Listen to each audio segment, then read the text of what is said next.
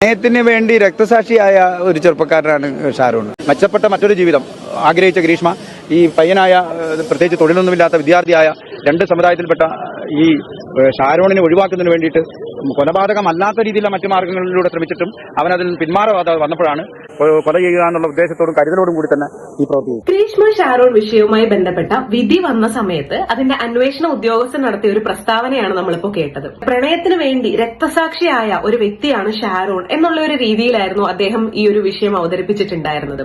ഗ്രീഷ്മ ഷാരോൺ വിഷയത്തിൽ ഒരുപാട് കാര്യങ്ങൾ നമ്മൾ അഡ്രസ് ചെയ്യാനായിട്ടുണ്ട്.